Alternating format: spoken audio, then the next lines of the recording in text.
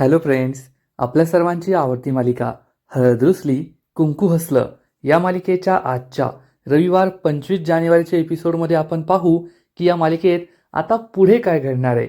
या मालिकेचा जो मागील आठवडा होता तो खरंच खूप दुःखी होता. या मालिकेत जे काही घडलं ते पाहायला खूप वाईट वाटलं. कृष्णाला पूजा आणि दुष्यंतचं सत्य कळालं की या दोघांचं एकमेकांवर प्रेम होतं आणि हा सगळा बाळजाबाई आणि पूजाचा प्लॅन होता. मग जे काही घडलं ते खूपच दुःखद होतं. कृष्णा ही घर सोडून निघून गेली. दुष्यंत तिला मनवायला गेला. त्यात कृष्णाचा अपघात झाला. कृष्णाला दुष्यंतने हॉस्पिटलमध्ये ॲडमिट केलं. दुष्यंत हा तिच्यासाठी खूप दुःखी होता. कृष्णाची अवस्था खूप बिकट होती. ती मरणार की जगणार अशी शक्यता निर्माण झाली होती. पण शेवटी दुष्यंतने एक खूप कठोर व्रत केलं आणि कृष्णाचा जीव वाचला. कृष्णा शुद्धीत तर आली, परंतु तिने दुष्यंतला माफ केलं नाही.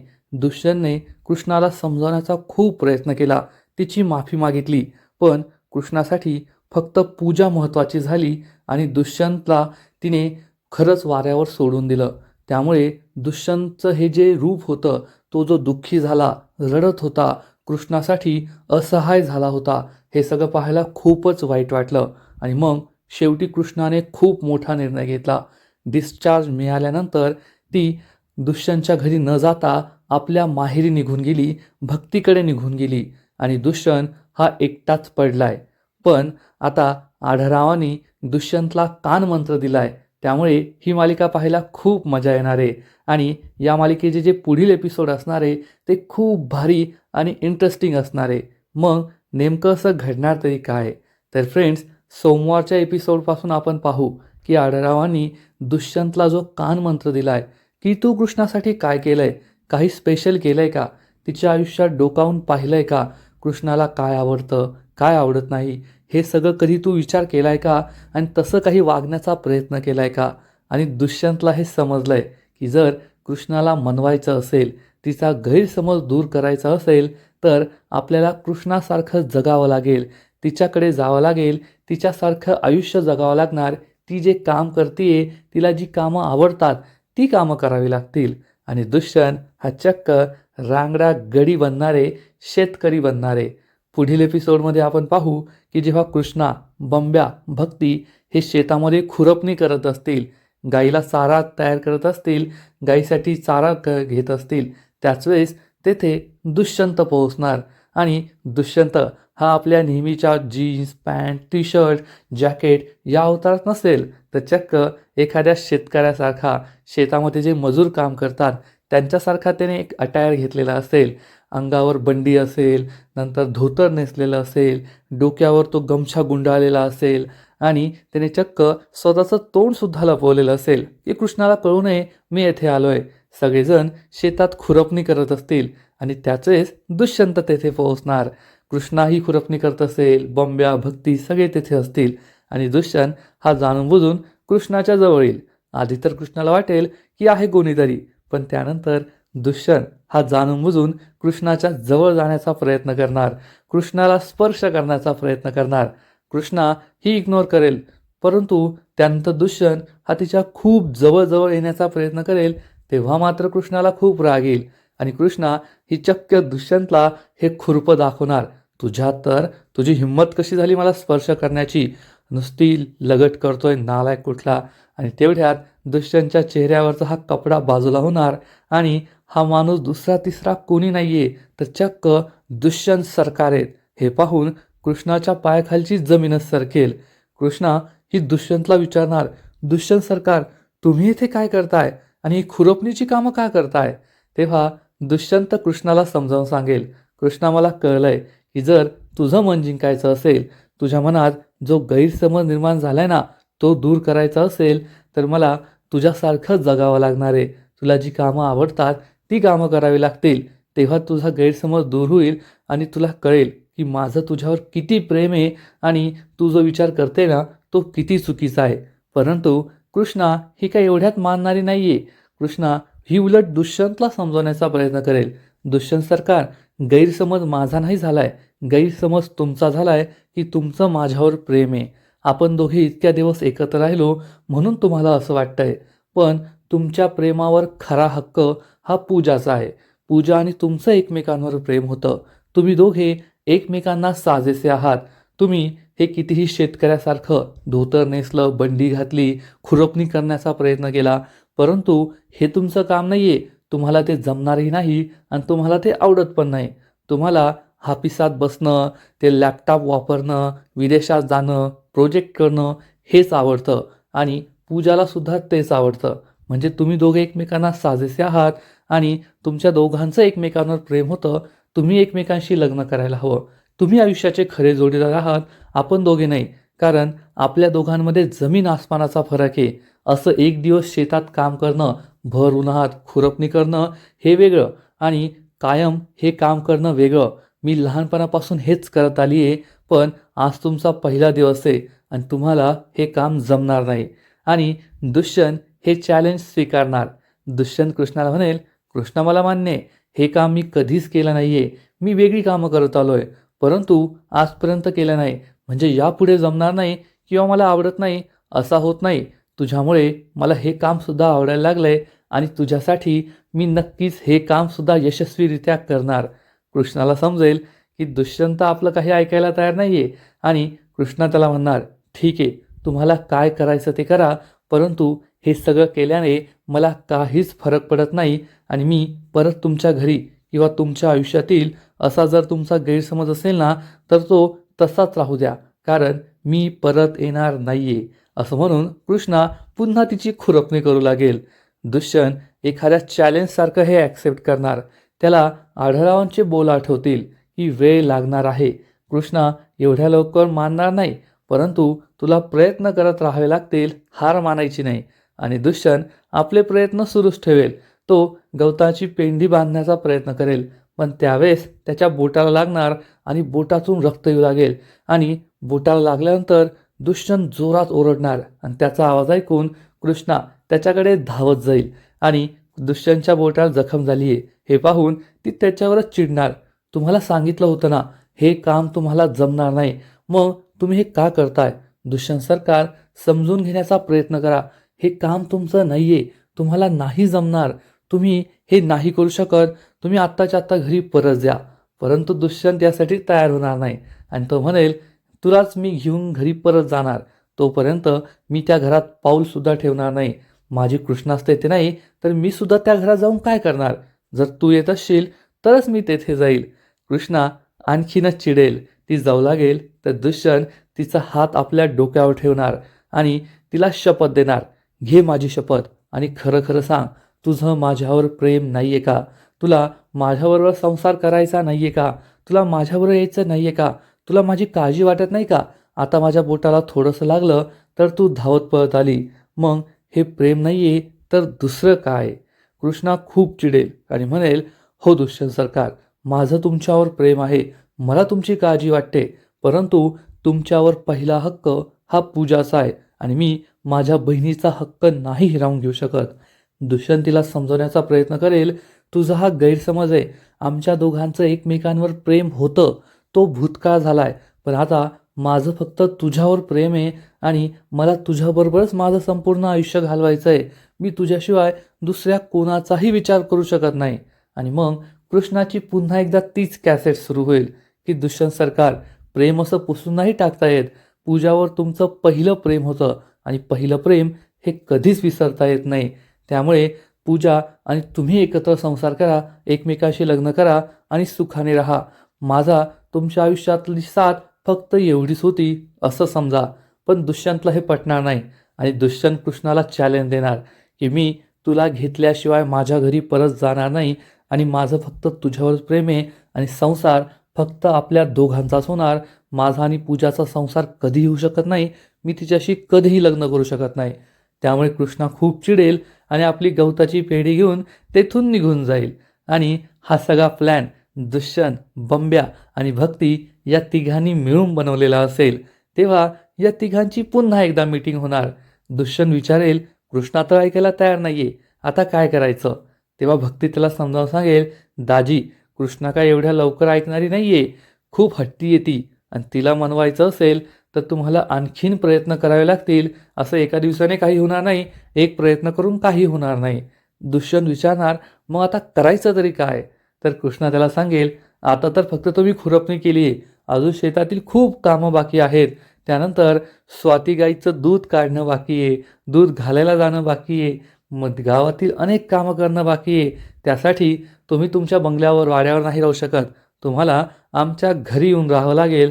म्हणजे तुम्ही कृष्णाच्या सतत समोर राहिला की तिला मनवायला तुम्हाला सुद्धा सोपं जाईल आणि दुष्यंतला सुद्धा ही आयडिया खूप आवडेल. आणि मग त्यानंतर सगळ्यात मोठा ट्विस्ट येणार, तो म्हणजे दुष्यंत हा चक्क आपलं रांगणे पाटलांचं घर सोडून, बाळजाबाईचा वाडा सोडून कृष्णाच्या घरी राहायला जाणार आहे. आणि जेव्हा दुष्यंत आपलं सगळं सामान घेऊन कृष्णाच्या घरी पोहोचेल, तेव्हा कृष्णा नक्कीच याला विरोध करेल की दुष्यंत सरकार, तुम्ही येथे का आलाय? भक्ते, यांना आत्ताच्या आत्ता इथून जायला सांग, नाहीतर मी हे घर सोडून निघून जाईल. तेव्हा भक्ती कृष्णाला म्हणणार, नाही सांगू शकत, कारण तू काहीही म्हणाली तरी दुष्यंत सरकार हे या घरचे जावई आहेत आणि जावायला हे घर सोडून निघून जा असं मी नाही म्हणू शकत. त्यांचा काही मान असतो, हा त्यांचा हक्क आहे. त्यामुळे कृष्णाचा सुद्धा नाईलाज होईल. कृष्णाला समजेल ही भक्तीसुद्धा या प्लॅनमध्ये सामील आहे आणि तिनेच दुष्यंत सरकारांना फूस लावली आहे, त्यामुळे बोलून काही फायदा नाही आणि ती यासाठी तयार होईल. आणि मग दुष्यंत हा चक्क कृष्णाच्याच घरी राहणार. पण आपल्या सर्वांना माहिती आहे की राजमहालात राहणारा दुष्यंतला कृष्णाच्या घरी राहणं काही सोपं नाही आहे आणि पहिल्या दिवशी त्याची अवस्था चांगलीच बिकट होणार आहे. कारण कृष्णाच्या घरी ना AC आहे, ना फॅन असेल आणि तेथे बेडसुद्धा नाही आहे. कृष्ण एकटीच कशीबशी त्या खाटेवर झोपते. त्यामुळे दुष्यंतला जमिनीवर झोपावं लागणार आहे किंवा अंगणातसुद्धा झोपावं लागेल. त्यात बाहेर स्वाती गाय असते, तिचा आवाज असतो, शेणाचा, गोमूत्राचा वास असतो. त्यामुळे दुष्यंतची चांगलीच अवस्था बिकट होईल, हे खरं आहे. पण कृष्णासाठी तो हे सगळं काही सहन करेल, कारण कृष्णावर त्याचं जीवापाड प्रेम आहे. आपण पाहिलंय की जेव्हा कृष्णा हॉस्पिटलमध्ये होती, तेव्हा कृष्णाचा जीव वाचवण्यासाठी दुष्यंतने किती कठीण व्रत पूर्ण केलं होतं. जे व्रत कठीण पूर्ण करणं त्याला कदापि शक्य नव्हतं. गुडघ्यावर, ढोपरावर त्याने मंदिराच्या पायऱ्या चढल्या, हातात जळता दिवा होता, त्याच्या हाताला चटके बसत होते आणि इतका त्रास होत असताना सुद्धा दुष्यंतने हे सगळं केलं फक्त कृष्णाचा जीव वाचवण्यासाठी. आणि मग हे अंगणात झोपणं, डासांचा सामना करणं हे काही मोठं काम नाही आहे, एवढं मात्र नक्की. आणि मग जेव्हा सकाळ होईल त्यानंतर दुष्यंतला सगळ्यात मोठं काम करावं लागेल, ते म्हणजे स्वाती गाईचं दूध काढणं. आजपर्यंत दुष्यंतने कधीही गाईचं दूध काढलं नसेल, परंतु कृष्णासाठी तो हे सुद्धा करणार, कारण स्वातीवर कृष्णाचं खूप प्रेम आहे. या दोघांचं प्रेम तर आपल्याला माहिती आहे. जेव्हा बाळजाबाईच्या गुंडांनी कृष्णाला जमिनीत पुरलं होतं, तेव्हा स्वातीनेच कृष्णा कुठे हे दुष्यंतला सांगितलं होतं. कृष्णानेच दुष्यंत आणि स्वाती या तिघांचं रिलेशनशिप खूप वेगळं आहे. त्यामुळे जेव्हा दुष्यंत हा स्वातीचं मन जिंकेल, स्वाती त्याला दूध काढू देईल, दुष्यंत स्वातीचं दूध काढणार, तेव्हा कृष्णाला खूप भारी वाटेल, एवढं मात्र नक्की. मग दुष्यंत फक्त एवढंच करणार का? तर एवढंच नाही, तर तो हळूहळू कृष्णाची सगळी कामं करणार. कृष्णा आजारी आहे, अजून तिला बरं वाटत नाही आहे, मग घर झाडण्यापासून ते घरातील सगळी कामं करण्यापर्यंत दुष्यंत सगळं करणार. त्यामुळे कृष्णा आणि दुष्यंतला एकमेकांबरोबर खूप वेळ भेटेल आणि त्यांच्यातील गैरसमज हळूहळू दूर होतील, एवढं मात्र नक्की. पण हे सगळं काही लगेच होणार नाही आहे, या सगळ्याला खूप मोठा वेळ जावा लागणार आहे, एवढं मात्र नक्की. कारण कृष्णाच्या मनात ही गोष्ट एकदम घर करून गेली आहे की काही झालं तरी माझं आणि दुष्यंत सरकारांचं आता काहीच होऊ शकत नाही. आमच्या दोघांचं नातं हे बळजबरीचं नातं होतं. दुष्यंत सरकारांनी मला फसवलंय, त्यांचं पूजावर प्रेम होतं आणि त्यांनी मला ही गोष्ट सांगितली नाही आहे. ही गोष्ट कृष्णाच्या मनात कुठेतरी घर करून गेली आहे, त्यामुळे ती एवढ्या लवकर म्हणणार नाही. दुष्यंतला खूप प्रयत्न करावे लागणार आहे. आणि सगळ्यात महत्त्वाचं म्हणजे जर कृष्णा आणि दुष्यंतमध्ये हा जो गैरसमज झाला आहे, कृष्णाचा जो समज झाला आहे की पूजा ही खूप चांगली आहे आणि दुष्यंतचं तिच्यावर प्रेम होतं आणि दुष्यंतने पूजाबरोबरचं नातं मोडून खूप मोठी चूक केली आहे, तर त्यासाठी कृष्णाला पूजाचं सत्य कळणं खूप महत्त्वाचं आहे की पूजा ही किती मोठी खोटाडी आहे आणि दुष्यंत आणि पूजाचं जे नातं होतं ते नातं खरं तर खोट्या गोष्टींवर आधारलेलं होतं. कारण कोणत्याही नात्याची सुरुवात ही खऱ्या गोष्टीने होते. नात्यामध्ये प्रेम असायला हवं, विश्वास असायला हवा, सत्य असायला हवं. परंतु दुष्यंत आणि पूजाच्या नात्यामध्ये असं कोणतंही सत्य नव्हतं. तर या दोघांच्या नात्यामध्ये फक्त खोटेपणा होता, पूजाचा खोटेपणा. आपल्या सर्वांना माहिती आहे, पूजा ही वेगळ्याच नावाने गौतमी केळकर या नावाने पुण्यामध्ये राहायची. तिने दुष्यंतला सांगितलं होतं की माझे बाबा खूप मोठे बिझनेसमॅन आहेत आणि मी पुण्याचीच आहे, पुण्यामध्येच राहते. माझे बाबा जगभर फिरत राहतात, मी खूप श्रीमंत आहे, असा तिने बनाव रचला होता. आणि दुष्यंत या सगळ्याच्या प्रेमात पडला होता. जर दुष्यंतला माहीत असतं की पूजा ही आपल्याच गावची आहे, पूजा कोल्हापुरी तिचं नाव आहे, तिचे वडील या जगात नाहीये, तर कदाचित दुष्यंत पूजाच्या प्रेमात पडलाही नसता. कारण दुष्यंतला गावातील लोक काही आवडत नव्हती. मग कदाचित दुष्यंत आणि पूजाचं नातं जमलंच नसतं. पण पूजाने हा सगळा बनाव रचला. आणि आपल्या सगळ्यांना माहिती आहे की पूजाचं दुष्यंतवर कधीच प्रेम नव्हतं. तिचं फक्त पैशांवर प्रेम होतं. तिला माहिती आहे की दुष्यंत खूप श्रीमंत आहे. हे कळल्यानंतरच तिने दुष्यंतला आपल्या प्रेमाच्या जाळ्यात ओढलं होतं. कारण लहानपणापासूनच पूजाला श्रीमंत व्हायचंय, पण स्वतःच्या मेहनतीने नाही, तर एखाद्या श्रीमंत मुलाशी लग्न करून त्याच्या प्रॉपर्टीची मालकीण होण्याचा विचार पूजाने केला होता. आणि त्यानंतर जे घडलं ते आपल्या सर्वांना माहिती आहे. जेव्हा पूजाला अशी शंका आली की दुष्यंत सुद्धा माझ्यासारखाच खोटारडा आहे, जसं मी खोटं नाव घेतलंय, मी खोटी श्रीमंत असल्याचं नाटक करते, तसंच दुष्यंत सुद्धा खोटारडा आहे, तो काही खरा श्रीमंत नाहीये आणि त्याच्याकडे काही प्रॉपर्टी नाहीये. तेव्हा तिने चक्क आपल्या बॉसबरोबर काय केलं हे आपल्या सर्वांना माहिती आहे. आपल्या कंपनीच्या बॉसबरोबर तिने एक रात्र घालवली होती आणि दुष्यंतने या दोघांना एकाच बेडवर रंगेहात पकडलं होतं. जेव्हा बाजाबाईला दुष्यंतने गौतमीबरोबर सांगितलं होतं की पुण्यात माझं एका मुलीवर प्रेम आहे आणि मला तिच्याशी लग्न करायचं आहे, तेव्हा बाजाबाईने या लग्नाला परमिशन दिली होती. आणि दुष्यंत ही आनंदाची बातमी द्यायला गेला होता पुण्याला. पूजाच्या रूमवर गेला तेव्हा त्याने पूजा आणि स्वतःच्या बॉसला एकाच बिछाण्यावर एकमेकांच्या जवळ पाहिलं होतं. त्यामुळे दुष्यंतला खूप धक्का बसला. त्याने गौतमीबरोबरची सगळी नाती तोडली आणि मग तो गावी आला होता. हे सत्य आपल्याला माहिती आहे, परंतु हे सत्य अजून कृष्णाला माहीत नाहीये. आणि ज्या दिवशी कृष्णाला हे सत्य समजेल की पूजा ही किती मोठी खोटारडी आहे, त्या दिवशी कृष्णा आणि दुष्यंतमधलं नातं पुन्हा एकदा चांगलं होणार. परंतु हे एवढ्या लवकर होणार नाहीये, कारण दुष्यंतला हेच कळत नाहीये की कृष्णाला नेमकं दुःख काय झालंय, की कृष्णा अशी का वागतीये. आणि ज्या दिवशी दुष्यंत कृष्णाला पूजाचं हे सत्य सांगेल त्याच दिवशी कृष्णाला तिची चूक समजेल. आणि कदाचित दुष्यंतने सांगून सुद्धा कृष्णाला कळणार नाही, तर त्यासाठी पूजाच्या तोंडूनच कृष्णाने हे सगळं ऐकायला हवं. आणि आज उद्या ते नक्की घडेल. कारण आपल्या सर्वांना माहिती आहे की पूजा ही सावित्रीला किंवा बाजाबाईला आपला हा सगळा प्लॅन नक्की सांगेल की तिने आजपर्यंत दुष्यंतला मिळवण्यासाठी काय काय कट कारस्थानं केली आहेत.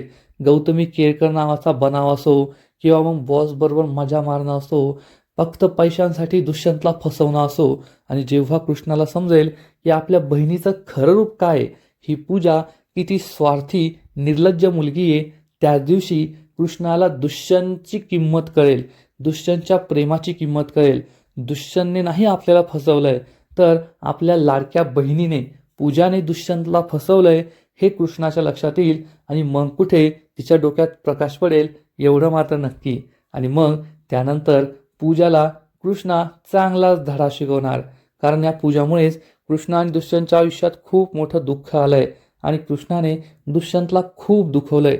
तेव्हा कृष्णाला वाईट वाटणार, या नालायक मुलीसाठी मी दुष्यंतला किती त्रास दिला, त्याला किती दुखावलंय. आणि मग ती पूजाला चांगला धडा शिकवेल एवढं मात्र नक्की. आणि पूजा त्यांच्या आयुष्यातून कायमची दूर होईल. कृष्णा आणि दुष्यंत एकमेकांच्या जवळ येतील आणि त्यांच्या सुखाच्या संसाराला सुरुवात होईल. पण हे सगळं व्हायला आणखीन खूप वेळ लागणार आहे. आणि या दरम्यान दुष्यंतला एका वेगळ्याच अवतारात आपण पाहणार आहोत. एक रांगडा शेतकरी गडी, शेतात जी कामं करणारे, कृष्णासारखा राबणारे. आणि दुष्यंतसाठी हे सोपं नाहीये, दुष्यंतने आयुष्यात हे कधीच केलं नाहीये, पण दुष्यंत कृष्णासाठी हे सगळं करणार. आणि या दोघांमध्ये जे जवळीक निर्माण होणार आहे ते पाहायला खूप मजा येईल, एवढं मात्र नक्की. तर फ्रेंड्स, खरंच हळद रुसली कुंकू हसलं या मालिकेचे जे काही पुढील एपिसोड असणार आहे ना, ते खूप भारी असणार आहे. एकानंतर एक खूप छान छान ट्विस्ट येणार आहे आणि या सगळ्यांचं श्रेय आपण आढळरावांना द्यायला हवं. कारण या मालिकेमध्ये आढळराव असे एकुलते एक व्यक्ती आहेत ज्यांना कृष्ण आणि दुष्यंतचं भलं व्हावं असं वाटतं. या दोघांनी एकमेकांजवळ यावं, त्यांचं आयुष्य सुखी व्हावं असं वाटतं. नाहीतर कृष्णाला सुद्धा असं वाटत नाही की दुष्यंतबरोबर आपण संसार करावा. ती सुद्धा दुष्यंतला सोडून दूर निघून गेली आहे. आता फक्त आढळराव आणि दुष्यंत अशा दोनच व्यक्ती आहेत ज्यांना कृष्ण आणि दुष्यंतचा सुखी संसार पाहायचा आहे. आणि मागच्या एपिसोडमध्ये आढळरावांनी खरंच खूप भारी काम केलं. त्यांनी दुष्यंतला चांगला कानमंत्र दिलाय. दुष्यंत हा तर निराश होऊन बसला होता. आता कृष्णाला घरी परत कसं आणायचं हाच प्रश्न त्याला पडला होता. पण दुष्यंतने आता काय करायला हवं, कृष्णाला कसं मनवायला हवं हे आढळरावांनी त्याला समजून सांगितलं. आणि मग दुष्यंतच्या डोक्यात प्रकाश पडला की कृष्णाला मनवण्यासाठी तो काय करू शकतो आणि त्याने काय करायला हवं. म्हणूनच दुष्यंतला ही आयडिया सुचली की कृष्णा जी कामं करते ती कामं आपण करायला हवी. कृष्णाला जी कामं आवडतात ती कामं आपण करायला हवी. कृष्णाच्या नेहमी आजूबाजूला राहायला हवं. आणि म्हणूनच दुष्यंत शेतात खुरपणी करायला गेलाय आणि लवकरच तो कृष्णाच्या घरीसुद्धा राहायला जाणार आहे आणि कृष्णाच्या आवडीची सगळी कामं करणार आहे. आणि हे सगळं आढळरावांमुळे शक्य झालंय. आढळराव आता बाळजाबाईला सुद्धा घाबरेनासे झालेत. बाळजाबाईला सुद्धा त्यांनी वॉर्निंग दिली आहे, तुला माझं काय सत्य जगाला सांगायचं ते सांग. तसंही दुष्यंतचं आणि माझं नातं चांगलं नाही आहे, ते अजून खराब होईल. मला फरक पडत नाही, गाव माझा आदर नाही करणार, मला फरक पडत नाही. मला फक्त फरक पडतो कृष्ण आणि दुष्यंतमुळे. त्यांचा सुखी संसार मला पाहायचा आहे आणि त्यासाठी मी प्रयत्न करणार. मग तुला काय करायचं ते करून घे. तुला काय करायचं असेल मी त्याला नाही घाबरत. त्यामुळे बाळजाबाईची सुद्धा चांगलीच गोची झाली आहे. आणि जेव्हा दुष्यंत कृष्णासाठी हे सगळं करत असेल, मग शेतातल्या खुरपणीपासून गाईचं दूध काढण्यापर्यंत, शेण काढण्यापर्यंत, तेव्हा बाळजाबाई हे सगळं पाहत असेल आणि तिचा नाईलाज होणार. कारण दुष्यंत समोर तर ती चांगलं चांगलं वागण्याचा प्रयत्न करते. त्यामुळे दुष्यंतला तिला काही जास्त बोलता येत नाही. आणि हे सगळं पाहण्याखेरीज तिच्याकडे कोणताही पर्याय राहिला नसेल आणि तिला हा सगळा त्रास सहन करावा लागणार. ती पूजाला म्हणेल की काय तुझा फायदा, जा दुष्यंतला अडव, दुष्यंतला थांबव. पण दुष्यंत हा पूजाला काडीचं महत्त्व देत नाही.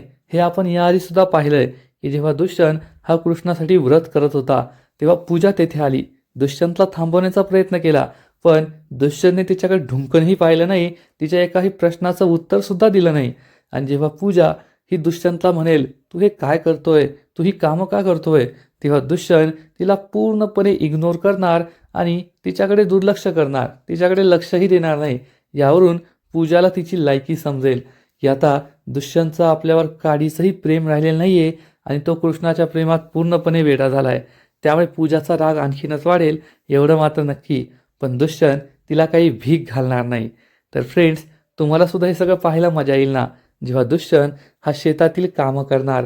शेताची कामं करून नांगरणी, खुरपणी, पेरणी, काढणी, सोंगणी हे पाहायला तुम्हाला सुद्धा मजा येईल ना. नक्कीच कमेंट करून सांगा.